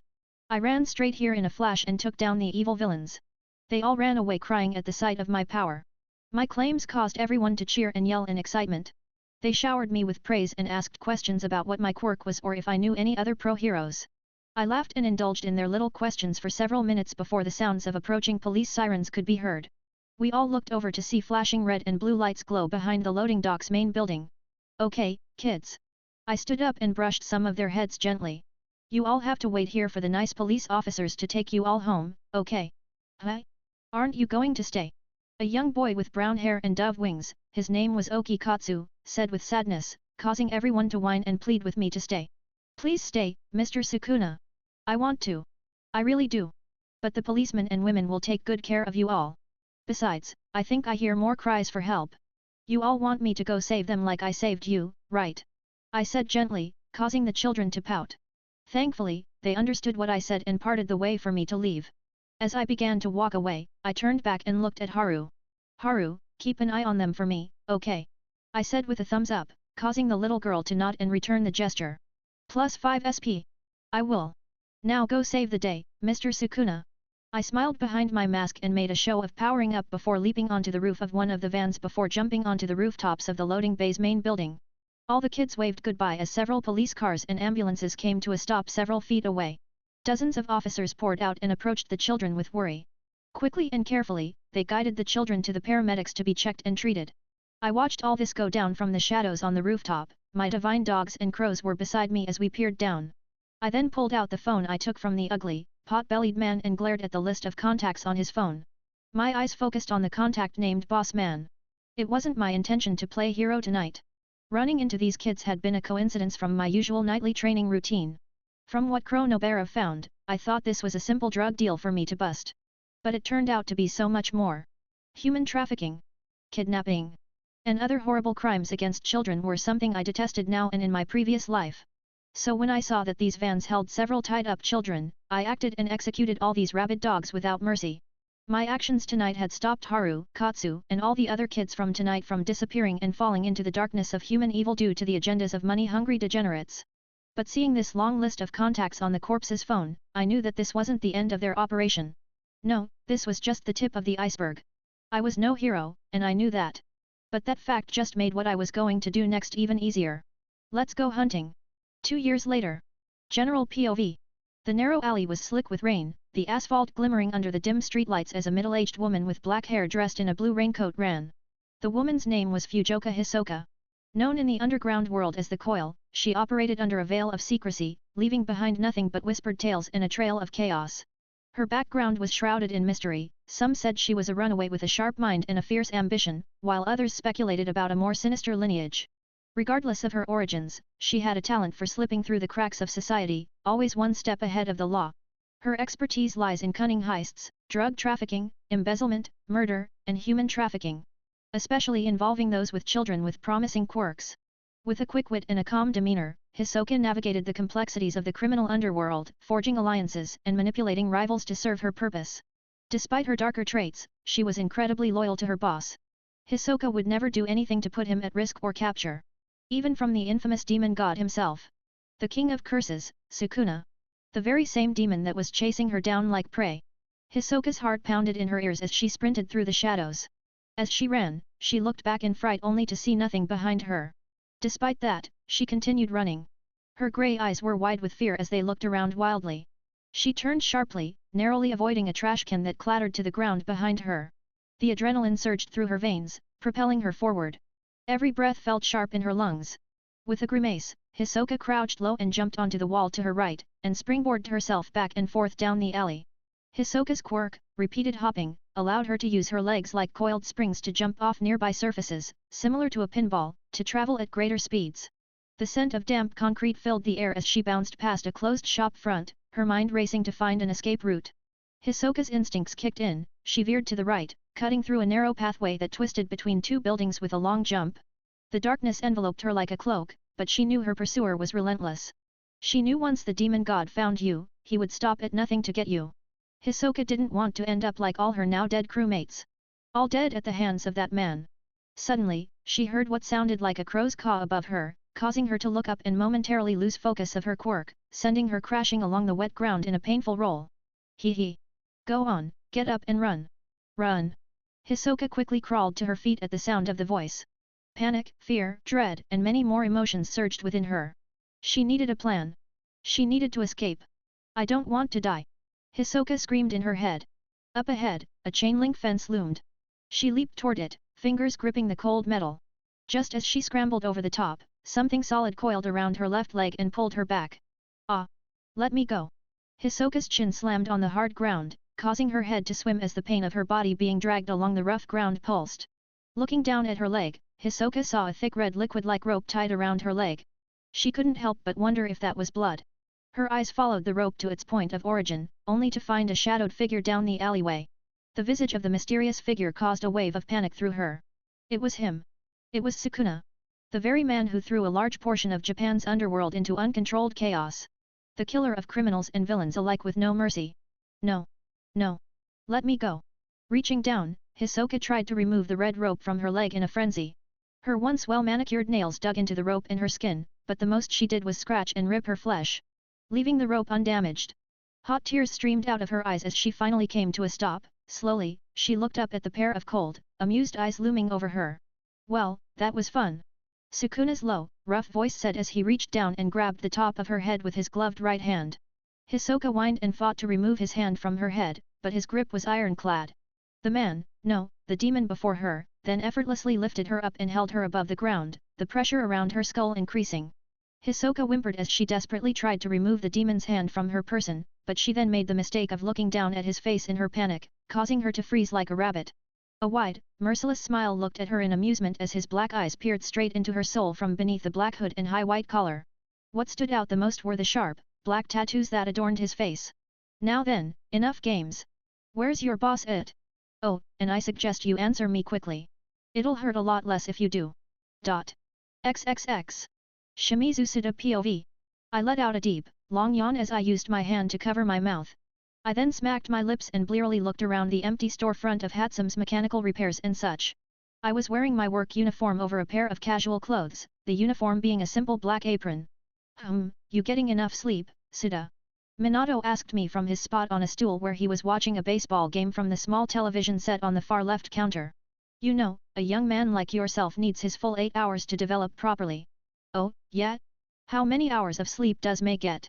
Plus 5 SP. Barely 6. It helps that she doesn't know that the candy she snacks on at night are actually melatonin gummies. Smart. Minato then stretched his back and looked at me with a stern look, like a father would give to their misbehaving son. Still, you should try to get some more sleep. You up all night playing those video games or something? Not, I was just up late, studying, I said with a small grin as I pulled out a book from under the counter. Don't worry, Hatsum-san. I'm getting my sleep. Thanks for the concern. Plus 5 SP. Minato smiled and nodded at my answer. He then turned back to watch his game as I read my book. The book was on the Metal Liberation War. It was actually a very interesting read, there were a lot of points I agreed with within it and some that I didn't. Rumble. Minato and I looked at one another as the store rumbled around us. We turned back as a muffled explosion could be heard behind us. I stood up and closed my book while sighing. I got this one. Don't forget the fire extinguisher, Minato said as he turned back to watch his game. Walking towards the back of the store, I grabbed the fire extinguisher from its case and slipped on my outdoor shoes. As I did, I looked up at the large mirror set beside the coat rack to see my reflection. I was now 170 centimeters tall, placing me slightly above average for young Japanese boys like myself. My looks had changed quite a bit as well. This was the result of puberty, alongside my training, nightly excursions, and the constant flow of curse energy within me. Who knew CE had a passive effect of boosting my body? That almost makes up for the fact that everyone I encounter looks at me like a crook or a creep. Almost. My body was well muscled and defined. A few scars littered my body, with the most prominent scar being the one on my neck from my fight with Stain. Fuck that guy. My face and hair looked very similar to Megami's, and my sharp eyes took after Toji himself. Gwah, Zeiko muttered from over my shoulder, pulling me out of my observation of myself. Right. May. Soon enough, I reached a large newly built shed/workshop located several meters away from the store's main building. I rolled my eyes at the sight of the wisps of black smoke rolling out of the workshop's open windows. May. I yelled as I entered the smoking workshop, my free hand waving the bellowing smoke away. You alive? Haha. Success. A major success. I heard May excitedly yell from somewhere within the smoke. I found myself smiling at her mad cackles and walked over to the right wall where a large switch was located. Flipping it, several load fans came to life and quickly sucked out all the smoke upwards toward the large ventilation system Minato and I built. With the smoke now gone, I took a look around the large workshop with a proud smile. The workshop was a unique blend of controlled chaos, innovation, and, above all, a passion for engineering. As you step inside, you're greeted by the sight of messily organized tools hanging on a magnetic wall. The workshop features expansive workbenches made from sturdy hardwood, each meticulously designed and dedicated to specific tasks: machining, welding, or assembly. Overhead, bright LED lights illuminate every corner, ensuring that even the tiniest detail is visible. Walls are adorned with pegboards displaying an array of tools, from wrenches to calipers, all easily accessible. At the heart of the workshop is a large CNC machine, its sleek design signifying advanced technology. Nearby, a lathe and milling machine stood at the ready, showcasing a mix of traditional craftsmanship and modern innovation. Perfect for crazy steampunk enthusiasts. There is a designated area for prototyping, filled with creative sketches pinned to a board, alongside 3D printers actively producing the latest designs. Adjacent to this is an ample open space designated for testing finished inventions. This area had signs of heavy use, with visible burns and dents from May's various tests and mishaps. The air is tinged with the lingering smell of smoke and various materials. Metal shavings mix with the scent of fresh paint coming from the painting booth, where pieces are completed with a focus on both aesthetics and durability. The workshop also boasts a small, comfortable lounge area, complete with a coffee brewer and a large basket full of chocolates, where May would sometimes take a brief moment to recharge her creativity. Off to the back corner was the ever-growing pile of inventions May had created over the course of 2 years. Overall, the mechanical workshop Minato and I built as a gift for May's 13th birthday was a pretty impressive sight, equipped for productivity and the creative exploration of engineering. May, what did your dad and I say about explosions? If you're going to cause one, have the filtration fans on. I said as I placed the fire extinguisher on a nearby table, no longer needing it due to a lack of ongoing fires. There, standing next to the designated area for testing, was May in all her dirt, grime, and oil-covered glory. Her long pink hair was pulled into a high ponytail as her newly made steampunk goggles sat over her eyes. She wore thick mechanical overalls over her lower body while the upper half of the overalls were tied around her waist to expose a black tank top over her upper body. Around her waist was a brown belt full of tools. May pulled her goggles off her eyes and over her head as she turned to me with a giant megawatt smile. Sita. Look, look. My newest baby is ready. May ran over to me and pulled over to her latest and greatest creation. Isn't it beautiful? Plus 10 SP. I hummed and looked over the impressive-looking mechanical robot. It heavily resembled Diva's mechanical mech from Overwatch, a game from my original world, in its construction. However, unlike Diva's mech, May's was much smaller and had a bulkier design. Despite that, it was extremely impressive. It's freaking awesome, I said with a smile as I walked around the mech to inspect all of May's work. May grinned as she followed behind me with her hands behind her back. Nice work on the coupling here. I see, this undercut you added will definitely help with the mech's lateral movement. Very nice, May. We stopped in front of the mech, our eyes locked on the machine's tiny cockpit. I think this may be your best baby yet. Plus 30 SP. Really? May said with a large smile. Her cheeks were a tinge of pink. Absolutely. But I think it can get better than this. I said as I held my chin in thought, my mind whirling. I think you can improve its design by streamlining the mech's limbs. Improving the speed and reducing its overall weight. Yeah, there's definitely more you can do. May nodded along to my suggestions as she wrote down several new notes and sketches on a notepad she pulled from, somewhere. Yes, I see what you mean.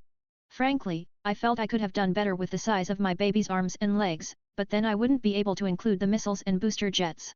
May said nonchalantly as I froze. Haha, you're kidding, right? I said with a nervous smile as I looked at the pink-haired menace I called my friend. She turned to me, her smile widening, but offered no answer to my question. You're kidding, right? Right. Keiko, don't stop moving. Izuku, stop overthinking it and follow your instincts. I continued to watch the future number 1 hero try and run around a quick-moving blue barrier held up by a tired blue-haired girl. Izuku's calculating eyes followed the barrier created by Keiko's quirk and halted when he found a small opening due to her swaying her arms. I grinned when Izuku leaned down and exploded forward with impressive speed, for him, around Keiko's defense, causing the girl's eyes to widen. Izuku dashed forward with determination and reached out to grab Keiko with his dirty and bruised hands. Take this. Keiko jumped back as she let go of her current barrier in favor of clapping her hands. Izuku tried to correct his course but was suddenly pushed to the side by a fast-moving wave of erratic energy. Good. It looks like you're getting used to using your defensive barrier offensively. I grinned as Keiko fell to a knee due to her tired state, her face covered in sweat. Still, she's using too much energy. We'll work on that. Guy. So close. Izuku slid to a stop from the force of Keiko's attack. His chest was rising and falling quickly as he rested on the ground. Why, you really have an amazing quirk, Hei-san. Thank you, Izuku-kun. Keiko smiled tiredly as she tried to stand but failed due to her shaky legs. But I think you're the amazing one here. You've gotten so much faster that it's getting hard for me to keep up with you now. The green-haired nerd's eyes grew wide as an embarrassed blush spread on his face. His right hand was rubbing the back of his head as a true embarrassed protagonist would. That's not true. It's all thanks to Suda-san's training. Otherwise, I wouldn't stand a chance. With a sigh, I stood up from the lawn chair I had been sitting on for the past 20 minutes and walked over to Izuku. As I walked, I passed by Keiko and patted her head, eliciting a small smile from the girl. I thought I knocked that self-deprecating habit out of you, Izuku, I said as I lightly slammed the bottom of my fist on his bushy green and black hair. Don't tell me you forgot. I suppose I can give you another lesson then. Plus 10 SP. And no. Sorry. It just sort of slipped out. Izuku looked panicked as he rose to stand, his hands waving around in front of him. He then looked over to Keiko and jogged towards her. Oh, look. Hei-san looks like she needs help getting up. Yeah. Go run and hide behind Keiko's skirt. But I'm not wearing a skirt. I shook my head and looked around at the rather impressive backyard of Keiko's house. The backyard stretched out like a canvas, wide and inviting, with lush green grass blanketing the ground. Towering trees line the perimeter, their leaves rustling softly in the breeze and providing dappled sunlight in scattered patches while a wooden fence encircles the space. All in all, it made for the perfect training spot for both Keiko and Izuku. Then again, any place where that brat Bakugo didn't pop up was perfect. Looking over toward the green-haired ball of kindness, I thought back to the 2 years I had spent molding and teaching the kid martial arts while strengthening his once skinny body. Due to all that time whipping his butt into shape, Izuku was now a decent fighter who could stand toe-to-toe with any kid in his age bracket in a pure hand-to-hand fight. If someone took a closer look at my ball of clay, they would be able to notice the lithe but strong muscles on his frame, even from under his baggy clothing. I also tried to toughen up his mindset so he wouldn't be such a pushover, but my progress was slow on that front. Additionally, Keiko didn't approve of my bullying, as she called it, severely slowing down my progress on turning Izuku into a confident, ass-kicking protagonist. I smiled as I watched my two friends/students talk excitedly with one another from their spots on the wooden bench they sat on. They were going over their performance in today's sparring session. While they talked, Keiko's mother walked out with a tray of drinks for them with a loving smile. Perhaps your energy reserves for your quirk coincides with each clap of your hands? Have you ever noticed a strain with each clap you do, Hei-san? Now that you mention it, I think I do feel a slight pull whenever I activate my quirk. I can't believe I never noticed. You're so smart, Izuka-kun. I introduced Izuka to Keiko around a year and a half ago when I decided that if I was going to train him, I might as well train Keiko so she would be a heavy hitter if she does get into UA or not. Knowing what future that school had, I'd prefer it if she went to Shikatsu. At first, Izuka was extremely nervous at the fact he was talking to a girl, but Keiko's bright and happy disposition quickly melted away his awkward nervousness. Sorta. Fine, it took him around a month or so to talk to her without any issues. Keiko herself accepted Izuku as her friend immediately, which didn't shock me whatsoever.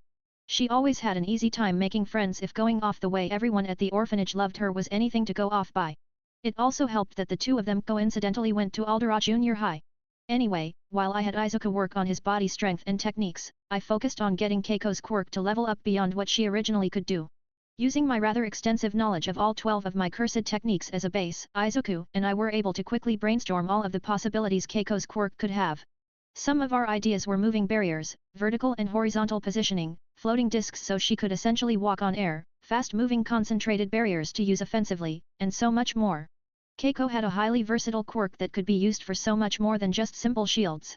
Despite that, getting her to the point of actually implementing all of our ideas was a slow climb up a very steep mountain. So far, Keiko has only been capable of performing moving barriers, vertical and horizontal positioning, and fast-moving concentrated barriers to use offensively. And even that last one was a work in progress. Still, she was slowly growing, and there was no doubt in my mind that my friend would be more than ready for any hero school she got into in 3 years. Training wasn't all the three of us did. We also did the typical activities most young teenagers do as well. Going out to watch movies, wasting time around the local mall, hanging out at one another's houses, except mine, for reasons, and a lot of other activities. All this time spent together caused the two of them to grow pretty close to one another while I tagged along. Having two genuine friends, or an awesome sensei like me, so early on in his life had the added effect of increasing Izuka's self-esteem. Which was a plus in my book. I needed him to be ready for when shit hits the fan in case I'm not around. I would have introduced these two to Mei, but with her personality, she might just ignore them for a few weeks before even bothering to remember their names. Still, I'd give it a go when she finally decides to get out of her workshop. Actually, I'm going to have to force her to go outside, if I'm being honest. Sida-kun. I was nudged out of my thoughts as Keiko's mother walked up to me with a motherly smile and a glass of fresh lemonade in her hands. Would you like a drink? Thank you, Yoshioki-san. This is just what I needed. I accepted the drink with a smile and took several sips. Causing the older woman to smile. Plus 5 SP. Huh? Weren't you sitting around the entire time, Su-chan? Why are you thirsty? Keiko asked as she looked at me with squinted eyes. Izuku tried to look away while covering his mouth to hide the amused smile on his face. Teaching is a hard job that requires nourishment, Keiko. That's why. Oh, is that what you call it? I always thought it was because you were lazy. Keiko said with a large, bright smile. I don't like this new snarky attitude, Keiko. XXX. New. Rising from the shadows arose a large owl-like creature with orange feathers and a white mask-like skull. Its large wings stretched and flapped in the wind as two sets of talons stepped around on the rooftop we stood on. Its mask-like face and human-like teeth looked around the area before settling on me. I grinned at the large bird Shikigami and jumped onto its back. Without waiting for a command, Nu flapped its wings and took flight. As the sun began to dip below the horizon, painting the sky in hues of orange and pink, Nu soared high above the sprawling cityscape. I felt the rush of wind against my face and hair as we glided across the sky, the sensation of freedom filled my lungs. I'll never get tired of this. Below, the city pulsed with life. Cars streamed along the streets, their headlights twinkling like stars, while the rhythmic hum of urban existence created a symphony of sounds. Skyscrapers reached toward the sky, their glass facades reflecting the fiery colors of sunset. If anyone were to look in my direction, they would see someone soaring through the air in a seated position without assistance. Quite the funny sight. With each movement, Nu and I glided effortlessly, weaving through the clouds that dotted the twilight sky.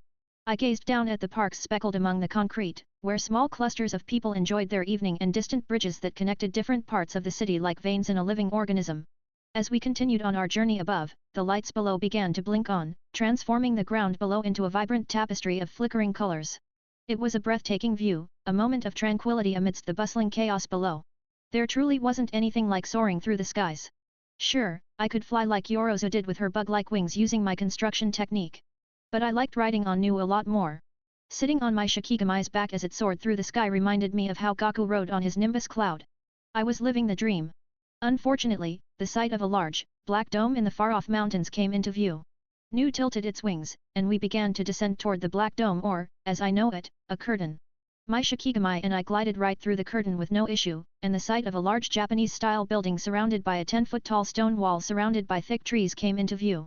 Soon enough, Nu landed on the large open courtyard of the property and quickly melted into my shadows after I gave it a thankful pat on its wings once I was on the ground. I looked around my large home and grinned. Yes, my home. I had run into this property a year ago during one of my nightly runs when I tracked down a band of Yakuza I thought worked for the Shihasaikai, the organization led by Overhaul. Unfortunately, the group of Yakuza I found wasn't affiliated with the child-abusing assholes and was instead a part of a different group. Oh, that didn't mean that I was going to let these guys go. No, these guys had partaken in several horrible acts such as human trafficking, drug smuggling, child pornography, extortion, weapons smuggling, and assassination. How did I know this? Well, after you torture a few of their captured grunts for a day, they'll sing and tell you anything you want. Not a very heroic thing to do, but what can I say? I ain't no hero. I was simply someone who did as they liked. Whether that be taking out a band of murderous villains or beating a power-drunk hero's face in, it didn't matter. I did as I wanted for my own amusement and interest. This was a mindset I had adopted around a year ago or so. Finding and getting rid of some of society's worst members who conducted some really abhorrent activities can change one's mindset really quickly. I'm not sure when it was when I no longer blinked at the act of killing those who deserved it. It must have been when I found that one rabid dog who called himself a man in the middle of cutting a young 14-year-old girl into pieces after he had violated her for several hours. Shit like that really messes with one's head. Now, where was I? Ah, right. My house. After getting the confessions of their group's crimes from my captured Yakuza members, I found no issue with stepping foot into their property and eliminating everyone inside. Cleaning out all the Yakuza was quick with the help of the 10 Shadows technique and alongside my clones. We struck at the dead of night and took everyone out from the shadows with quick efficientness like ninjas. It also helped that these Yakuza weren't all that strong, too. Sure, there were some of them who had some impressive quirks, but they weren't much help when they weren't given the time to be used. Once everyone was gone, all the compound needed was a thorough cleaning and enhanced security in the form of several well-placed seals, creating 3 strong curtains around the property. I didn't expect the Silver-tier reward Ijishi Kiyotaka's barrier skills to be useful, but I was pleasantly surprised. Now, if any people approached the barrier without my permission, they would experience a strong sense of confusion and be compelled to turn around and leave. It was a rather simple but extremely strong warding barrier that would keep all those darn kids and the government off my property. And if somehow they did get past the first curtain, there were 2 others ready to ward them away with even stronger defenses. The property itself heavily resembled the one from the Emiya residence from the Fate series. This means that it had several Japanese-style rooms throughout the main household and a storage room in the backyard beside the courtyard. Off on the right side of the courtyard was a well-sized building the Yakuza mostly used for storage that I turned into a dojo. Attached to the rooftops of the main building were several solar panels I created using my construction technique. Something I wouldn't have been able to do if I hadn't gotten Tsukumo Yuki's CE reserves to help power my technique. She wasn't a special grade sorcerer for nothing. This ensured my property was self-sufficient when it came to power. When it came to the water, I effortlessly created a highly efficient water transport/filtration system using my mechanical knowledge and my construction technique. So, after hooking up my new filtration system to a nearby flowing river, I now had super clean, free-running water for my self-sufficient house. What about the orphanage? I can hear some of you ask.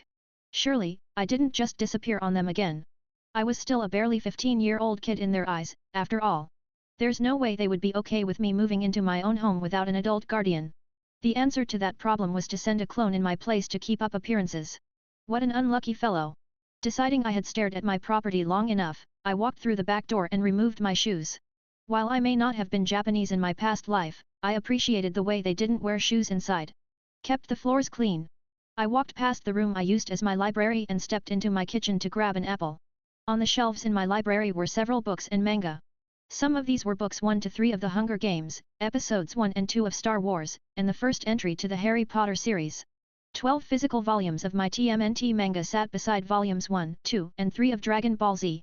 There was even a poster for the recently released TMNT TV anime by Studio Nappa in a frame as well. I've truly made it as a mangaka with that milestone. My editor, Asuka, was over the moon now that one of her mangakas finally got an anime adaptation for their series. In celebration, she took me out to one of Japan's most expensive sushi restaurants in Tokyo. The fool. I sure made her regret that decision when she got the bill. Safe to say, my career as a writer/mangaka has been very successful so far. Now, all I needed was to get some movie adaptations for my books.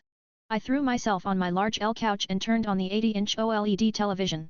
The television opened to a news channel where a brown-haired newscaster with a purple top looked up from her stack of papers. A large black and red title sat in bold letters near the bottom. Shocking news. Why? Bloody tragedy at Corellia Junior High. Sources tell us that the middle school student who mauled her classmate, injuring him severely, is still on the run. No information on the attack has been offered as of yet. The newscaster said with a disturbed expression. The picture changed to a male student, but his face was hidden from view. Toga was always smiling and friendly. I can't believe she'd do something so brutal. The picture changed again to a scared girl, her face also hidden from view. I saw her. Toga. She stuck a straw into Sato's and sucked on it. It was like she was in a trance. I clicked off the television and sat up on my couch, my hands underneath my chin. Toga Himiko. She was one of the main antagonists from the original series. If left unchecked, Toga would one day be a member of the League of Villains, affiliated with the Vanguard Action Squad, and later becoming one of the 9 lieutenants of the Paranormal Liberation Front. Besides all her fancy titles and positions, Toga was also a girl who was mentally unstable due to the years of mental and possibly physical abuse from her parents due to her nature. She was a person who was pushed to her breaking point until she finally snapped and attacked her classmate. That child is a demon. That smile, so creepy. Stop it. Why can't you be a regular girl? Why can't you be normal? The words her parents said to Toga when she was a child must have left deep mental scars in her psyche. No wonder she went crazy. Now then, what do? I have 2 choices in front of me right now. Option 1, I do nothing and let things proceed like they would in canon. This would keep the timeline as close to the one in canon, giving me the edge when Shigaraki and the League start their shenanigans. Option 2, I start a search for Toga and help her go through her issues so she doesn't go down the road of villainy. While I'm not sure what happened to her at the end of the story, if it ever did end, with her status as a killer and a member of the League of Villains, I doubt she had a happy ending. I don't know, she may be more trouble than she's worth. I ran my fingers through my hair as I tried to make up my mind. Still, she would be a great constant stream of points. Coming to a decision, I stood up from my couch and walked out of my living room toward the back door. I slid the door open to step out into my back patio. Once outside, I looked up and whistled. Quickly, several of my crows flew down from their large birdhouse full of fruits, seeds, and corn to stand at attention before me. Standing in a neat, orderly line were Crow Gojo, Geto, Shoko, Meimei, Yuji, Nobara, Mai, Miwa, Momo, Todo, Yuta, and Hakari. All right, everyone. I have a job for you. The morning sun hung low in the sky, casting a warm golden hue over my home's courtyard. I stood at the center, my bare feet planted firmly on the cool dirt floor, the earthy scent of the surrounding trees filling the air. A heavy, scuffed punching bag hung on a steel pole in front of me. With each steady breath I took, I felt my curse energy course through my body. I began with a series of slow, deliberate movements, focusing on my several stances. Each pose was a dance of strength and balance, cultivating a connection between my body and the ground. The rhythm of my breath matched the flow of my motions, creating a zone-like state that brought me into the moment. As I transitioned from one stance to another, I visualized an ever-changing opponent before me. All for one, Shijiriki, Overhaul, 9, Wolfram, the Nomus, Muscular, and many more. With a sudden burst of energy, I launched into a series of punches and kicks, my limbs slicing through the air with precision. The sound of skin meeting the heavy bag echoed around me. Each satisfying thud motivated me to push harder and harder. Sweat began to bead on my forehead, but I welcomed the discomfort, knowing that each drop represented progress. After several hours of relentless practice, I finally paused, my shirtless body coated in a sheen of sweat. I closed my eyes and focused on my breathing. Feeling my heart rate slow, I sat cross-legged on the ground and continued to focus on my breathing, grounding myself in the stillness of meditation. Nita Arida's painkiller, Nanami Kento's ratio, Nishimiya Momo's tool manipulation, and Dagon's disaster tides were the 4 curse techniques I had managed to pull in the past 2 years, much to my dissatisfaction. Nita Arida's painkiller allows its user to stop existing injuries from getting any worse. Arida can't heal wounds, but he can stop bleeding and reduce the pain for anyone he applies it to. However, any injuries sustained after the technique's application are unaffected. A rather useful technique for a supportive role. It'll help me continue a fight without having to worry about any life-threatening injuries. Nanami Kento's ratio allows its user to use this technique to mark their target's body with lines divided into tenths. If the user is able to strike one of these lines on exactly the 7:3 ratio point, they deliver a critical hit to the subject. This allows them to deal significant damage on tougher adversaries and cleave weak opponents in two in a single hit. If used properly, ratio could be used to land critical hit after critical hit on an opponent. Not to mention the potential it had if combined with a black flash. It was exciting to think about. Nishimiya Momo's tool manipulation allows its user to freely manipulate a sorcerer's broomstick or tool by levitating it telepathically. Among other magic broom-related skills, this technique grants the user the ability to levitate on the tool or create gusts of powerful wind imbued with CE. What can I say about this technique? I didn't plan on moving around with a broomstick, so this technique was useless unless I could figure something else out for it. Finally, Dagon's Disaster Tides allows its user to manifest high volumes of water and control it using their CE. It is incredibly versatile, allowing for use in all ranges. It can be used as a water shield for close and mid-range and as a large, sweeping wave for long range. Having another curse technique from one of the disaster curses was a great addition. While Dagon didn't have the opportunity to show off all he could do like Yago, I knew that with enough training, I could push this technique to greater heights. Just imagine a gigantic roaring tsunami coming your way. Definitely a promising technique. Even with all these new additions to my ever-growing list of curse techniques, I was still unsatisfied. Having the 10 shadows was not enough. I still needed the Limitless, Shrine, Star Rage, Sukuna CE Reserves, and the 6 Eyes. Not to mention, I haven't even gotten a single domain expansion as well. Hell, I'll even accept Takaba Fumiyako's Comedian or Mahito's Idol Transfiguration at this point. Actually, I wouldn't mind Mahito's technique. I forgot how crazy strong it was. One touch, and I win. Talk about overpowered. Why was I so unlucky that I hadn't gotten any of the techniques or passives I actually wanted? Damn you, Gacha gods! For skills and passives, I was able to pull Kenjaku's martial arts skills, Ijishi Kiyotaka's barrier skills, and Fushiguro Toji's advanced perception. Kenjaku's martial arts skills were a wonderful addition to my already impressive martial arts repertoire.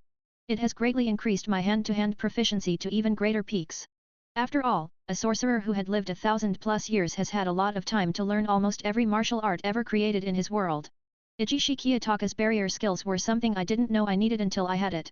Barriers in the JJK world were used to conceal, contain, or deny entry to others within that space. Ijishi, in particular, was a rather skilled barrier user who was trusted highly by Gojo Satoru himself. The man proved himself an asset when he used a barrier to conceal Gojo's hollow technique, purple during his opening attack on Sukuna. Fushiguro Toji's advanced perception had heightened my 5 senses to their absolute peak. It's what allowed Toji to see cursed spirits even without CE. Like Maki, there were only things he and she could see in the world. Changes in temperature and the shifts in density were things I could now see around me as well. It was a seriously broken passive. I was thankful to have won it with that diamond tier pull. All my other rewards were just more useless junk. I could essentially cosplay almost every character from JJK at this point. Still, I couldn't wait to wear the homeless, child support dodging fit. Gwah. I opened my eyes to see that it was now pitch black. I turned to Zeiko and then to the star-filled sky with a nervous expression. Did I just meditate through the day again? I sighed and rubbed my face. Shit. Gwah, Zeiko uttered and looked over at the 2 descending crows who quickly landed in front of me. Boss. Boss. Crow Yuji squeaked as he hopped onto my knee with Crow Nobara behind him. We found that human. Crow Nobara hopped beside Crow Yuji and pecked him on his wing, causing him to squeak.